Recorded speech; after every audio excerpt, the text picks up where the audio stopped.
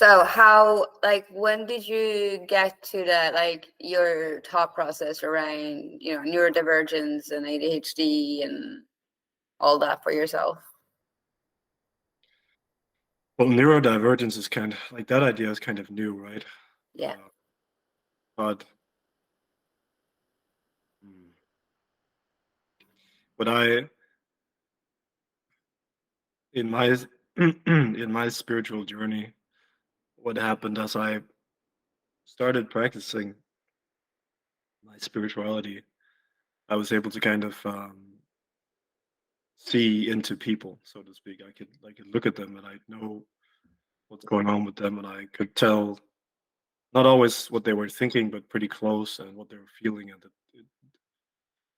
the more I looked into myself, the more other people they were just kind of like looking into myself. So I Mm. started being able to see inside other people. And then when I met these people who had all these diagnoses, I never saw any of those things that the doctors were talking about. They were just normal people who were traumatized Mm. every single time. It was just a all well normal. What I found was that what people call neurodivergence, I split into three things. Sometimes, and it can be either of the three, or it can be all three together. But it's increased sensitivity, increased intelligence, or increased consciousness. Yeah. And I'm not sure that consciousness isn't just a mix of intelligence and sensitivity. I'm not really sure what consciousness is, but self-reflection is kind of a thing.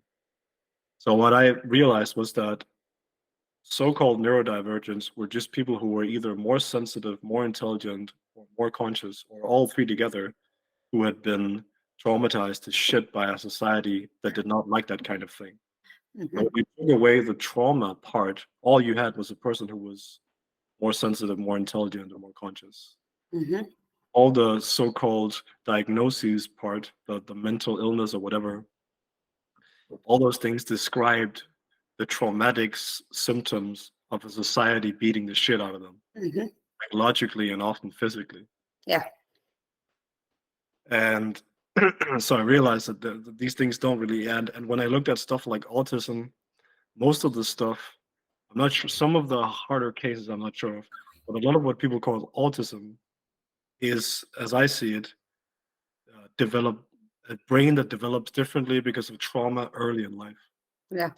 They were not born with it, but they were traumatized early, or they had, for example, they say that autism is genetic. I don't believe that, because if you meet autistic parents, they, for example, you have this very basic thing with mothers and children, where the child gives the mother calls, and the mother responds, eye Mm-hmm. contact, talk, touch, all these things.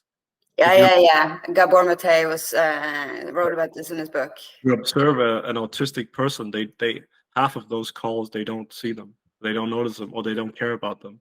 So autism doesn't have to be genetic. It just has to be the child and the parent interacting, and the parent doesn't give back what it hasn't gotten itself. Yeah.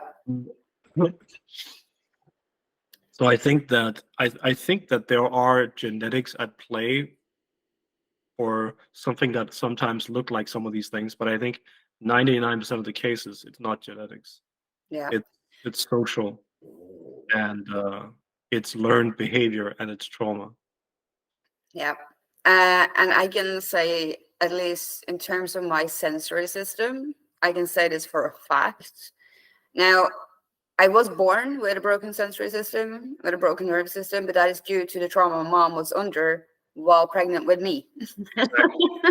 Exactly, and that's another thing, is that it already starts at that point. Mm-hmm.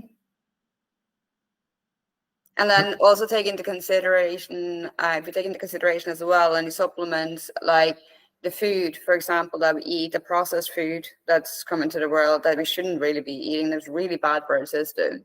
You add that into it and you mix all of that. Of course, you're getting, like, the one thing I realize as well is, and it's my nervous system is key to everything. Nervous system is key to a calm mind. That is what I realized with Amanita, because that saved my life. Like my nervous system was so shattered. I thought I was going to go into psychosis at that stage and just split in two and never return. Like that was literally the state that I felt I was in at that stage. But I also realized as soon as I'd taken Amanita that my brain became so calm, and everything made sense. In one, and we're not talking about any high dosage of Amanita, like micro dosage. Like it was just because what it does. I mean, they've done more and more studies on Amanita, and they know that it reduces inflammation. That is one thing. They know that for sure now. Yeah. But it also attacks the nerves. So it attacks the nervous system specifically, and it calms it. So I could feel that straight away. And it was interesting. I had a conversation with a friend actually earlier as well, and his boyfriend as well has been microdosing with Amanita instead of taking ADHD meds. And it turns out that even their palates, their sensory needs in terms of, food and stuff completely changed. I cannot eat processed food anymore. Like that is something that my throat just goes, no, I can't do this. Like it actually makes me feel sick. Yeah.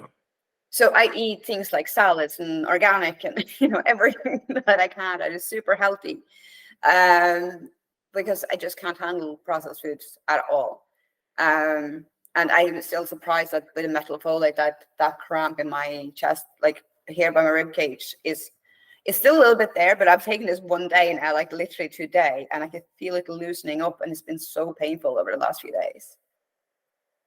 So it's incredible. But yeah, but I agree with you with the whole thing with trauma, because that was clear to me as soon as my nervous system calmed down that so much of what we go through is literally trauma. And that's also why I have kind of come to the same conclusion that